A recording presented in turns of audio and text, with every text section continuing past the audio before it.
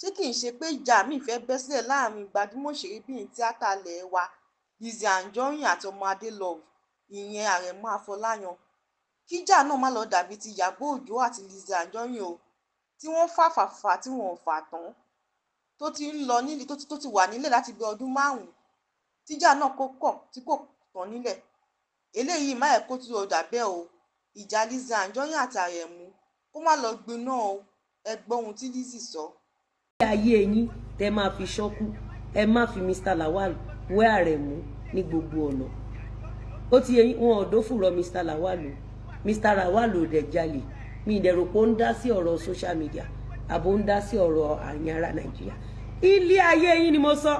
Ìyábọ̀ caption tó fẹ́ kùkù yẹn tí ń bá bẹ̀rẹ̀, I'm sorry Àrẹ̀mú, you will go down for ẹ̀ṣẹ̀ tó fọwọ́ rẹ̀ commit fúnra rẹ̀ ni. Wọn pé tá bá ń bẹ̀tù orí máa rawó, kò sófin tó máa ní kí n má defend brand ní gbogbo ọ̀nà. Ó kéré Àrẹ̀mú, ó kéré, ó bíntín, ó wẹ́, ó bìlò ní gbogbo ọ̀nà. Tọ́n bá ní kẹ́ran kó lọ múyàn wá, kì í ṣe bíi ti ìgbín yẹn Àrẹ̀mú. Ìwọ lóróko lóko kún kó tó gbọ́n ẹ̀pà sí, àbí ṣé Fọlásàrí yú ẹnu òṣò, ṣé lọ́ọ̀yà ni, ṣé dókítọ̀ ni, ṣọ́mọ̀wé ni, ṣó mọṣẹ́ ṣe. By the way saying Àrẹ̀mú tó bá fẹ́ Fọlá kò ń ṣe jígólò, tárẹ̀mú bá fẹ́ Fọlá kò yẹ kí Fọlá ṣì wà lábẹ́ staircase, ó yẹ kí Fọlá ti level up. Ilé ńgbà táwọn máa débẹ̀ pé Àrẹ̀mú ló wà ní ibi tán ti inspect mọ́tò yẹn. Pẹ́ sọ fún mi pé Àrẹ̀mú ló wà ní ibi tán ti inspect mọ́tò yẹn. Mo ṣàṣọ fún mi ní ẹ ṣàrọ̀ra. Mo ní I have no issue with Àrẹ̀mú pé but ẹ rọra pẹ̀lú anything that has to do with ọmọ ní tíátà. Mo rò pé bóyá Àrẹ̀mú sọ fún èèyàn 2 mẹ́ta ṣó ti yé yín. That is what prompted Ìyábọ̀ Òjó láti gbé ẹnu ìṣó lọ rẹ́ǹtì mọ́tò ní ọ̀dọ̀ Àrẹ̀mú. So now Fọlá lọ rẹ́ǹtì mọ́tò lọ́dọ̀ Àrẹ̀mú, ọ ń bára wọn sọ̀rọ̀ bóyá ọ̀rọ̀ bí ẹnu ìṣó ṣe máa sanwó mọ́tò padà ni Fọlá ń bá agbẹ́gilére sọ, ìyẹn Àrẹ̀mú.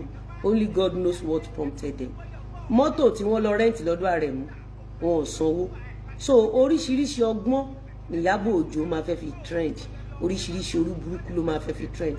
But since tí Àrẹ̀mú agbẹ́gilére tó ti stoop so low láti subject ara ẹ̀ sírú ridiculous situation bẹ́ẹ̀ yẹn, ó máa need láti face ẹ̀.